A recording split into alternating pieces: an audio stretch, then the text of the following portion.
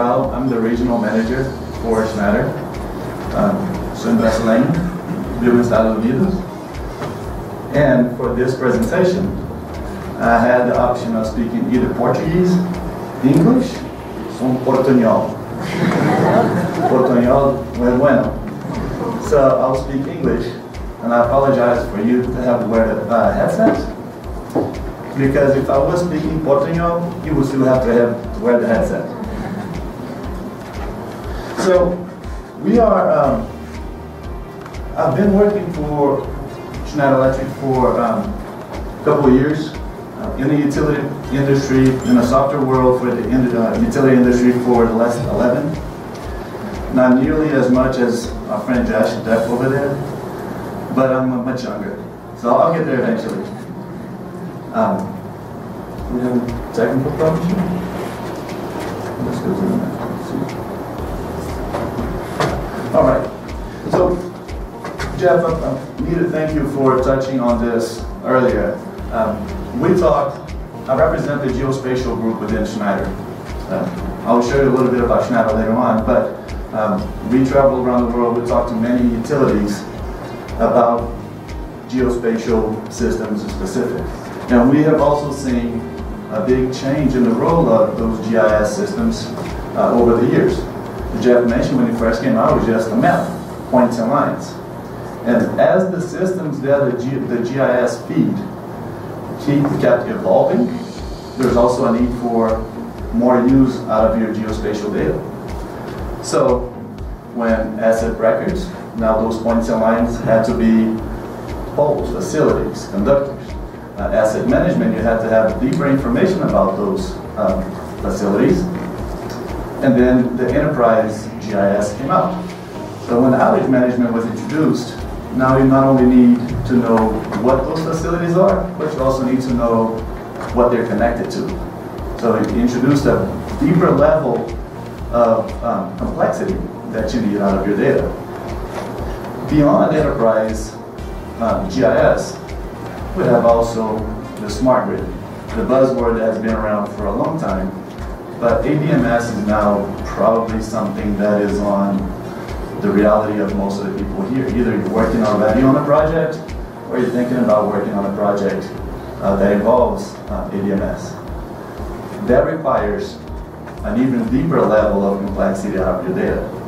And we know this, so that's where we focus our solutions on, to be able to feed that data up to the system that the critical systems that you guys will use for operation.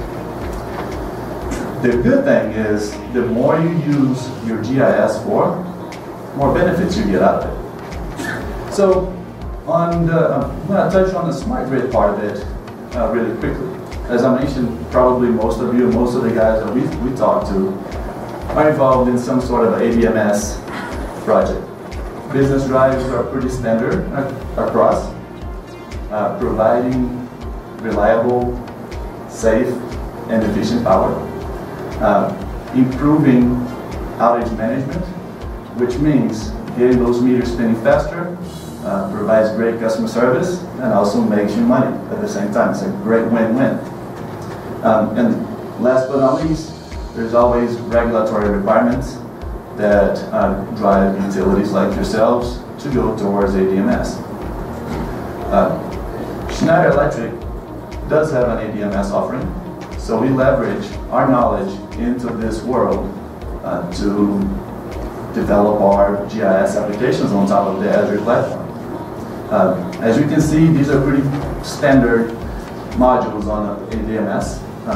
Distribution management system, SCADA, outage management, energy management, and a demand response module. So, how do we feed this data up? Right? What do we do to help you achieve this level of success? We provide the model, the network model that feeds the outage, distribution, and your SCADA systems. With that, it can reduce backlog considerably. I've spoken with utilities that were using the same GIS model for outage from 2 years in the past. So in 2 years, everything, every facility they built new wasn't part of their operating systems. With an integrated GIS with your outage, with your ADMS, you can reduce that from, in the extreme case, years, but usually months, to days. And with that, you want all of your new customers, all of the new connections that you have to be on operating systems on a very timely basis. So in summary, you can have a smart grid system without smart data. You can build this nice, invest on a very nice bells and whistles of ADMS solution, but if you build it on a weak foundation, you will never succeed. I compare this to a foundation of a house. If you build a house with the best, you can build a mansion. If it's on sticks, the least amount of wind will fall down, will make it fall down. So, getting that out of the way, I'll just mention a little bit of who we are and how we came to be. Schneider Electric is a pretty big company. We have over 170,000 employees worldwide. Schneider grows by organically and also by acquisition. That's actually how our geospatial team came into the fold, the Schneider Electric fold. If we drill down to the geospatial side of it, in 1987, we became Esri partners to provide utility-specific GIS solutions. So that partnership is older than me. I'm kidding. In 1987, and this partnership is still strong. That's why I'm here. That's how we're still talking on a regular basis, both commercial teams and developers. And the partnership is still strong. But the company name went from Miner, and we got acquired by Telvent in 2006, which was acquired by Schneider Electric in 2011. So that's how the geospatial group of Schneider Electric, that's a little bit of the history of the geospatial group in Schneider Electric. So we've been providing Esri-based solutions for utility geospatial groups for 30 years now. Now, how do we do it? Our family of products, ArcFM, you guys may or may not be familiar with it, is actually taking a ride on Esri's release of new technology, on the shift that Esri is going. And we want to take advantage of our GIS Pro, the utility network, the concept of identity, and also WebGIS. We're no longer just a system of records. We're joining Esri on the system of engagement part of it. We want you guys to share our data to make decisions in your full company. It's no longer just the GIS department of a utility. Now we're talking on a much wider base. We also want to provide a path, an upgrade path from the 10.2.1 version, speaking a little technically, but to the new generation of products. And we believe we have a pretty good strategy, and I'll talk about that in just a couple of minutes. Next, we want to collectively improve your design process, make it simpler for you to actually design new parts of your system, and also do as-built editing. We are not just in the business of enhancing current versions.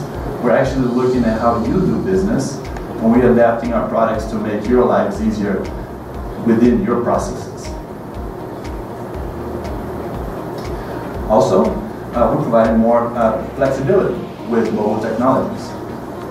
We understand that most of your business happens out in the field, so we want to leave those guys in the field with decision-making power, with all of the tools so they can make the correct decisions. So we're building applications that work connected or also on a disconnected base. All of those goals help keeping your data accurate and timely as well. So, quick picture of our business. We focus on 4 pillars. The green ones. Spatial and asset management is actually our core. It's the network management part of it. It's where you will do all of the as-built editing. We're focusing heavily on the planning and analysis pillar as well, helping you with the design process, how to capture the data, how to bring that data and make it live in your network. Field mobility is also a strong one, and I just mentioned with disconnected apps that have analytics power and also a great visualization tool. And operational awareness, which share that data through your whole organization. So with those 4, and the Esri, what the Esri platform lets us do with the open data and open services, we can actually share that data to multiple groups within the utility, like customers, like the executives and utilities, and obviously also the regulatory agencies. Just a couple more slides. We are completely, the method that we're using to achieve those goals is we're focusing on small, lightweight, focused applications. A lot like the introductions of smartphone has changed the way we've done things in our personal lives. You have applications that have split into Facebook. There's now 2 apps on your phone for Facebook. You have a messenger and you have a regular Facebook. We're also doing the same on a business level. We have taken Designer, for example, away from being a GIS tool, a very heavy-based GIS tool, to be a lightweight, focused applications to let the designers design, right? Mobile, same thing, is that instead of being Designer, instead of being a heavy ArcGIS desktop-based applications, we have separated that from ArcGIS and ArcFM into being a standalone runtime application. Mobile as well as a runtime application, developed to be to work connected or disconnected. Our ArcFM editor is the solution that we're building on top of ArcFM Pro to work with the utility network and help you manage your data, manage your network, and feed that up to those operation systems. And last but not least, web, which is a full HTML5 enabled solution. So we not only separated those applications, but we separated them and we wanted them to connect to each other. They're not separate islands. We have built technologies like the ArcFM Job Services that lets those users share job data, share design between the designers via web, via mobile, or share red lines from the mobile crews back to the back office. Not only that, the other engine that we built is ArcFM Sync Services that helps those 2 applications that work disconnected, designer and mobile, to seamlessly synchronize with your back office data.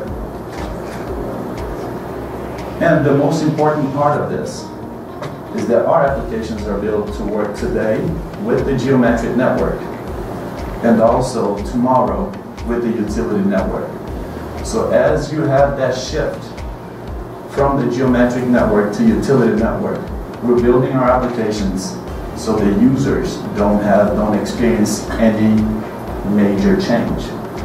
Our Designer 11 works today with the geometric network. Once the utility network comes out, it's going to be a major shift in the technology underlying it. However, the user will have the same exact experience. So, with all of that, and this is my last point, we are not building separate applications. We're building a whole ecosystem of apps. So, lightweight, focused applications that focus specifically on your business processes to help you guys be successful on all of your goals, feeding that data, your network data, upstream to those major critical systems. I appreciate, I know that's a lot of information even for me. So I thank you very much for letting me speak to you. Thank you, Mate and Esri Colombia, for letting me be here. It's been a pleasure, guys. Thiago, muchísimas gracias.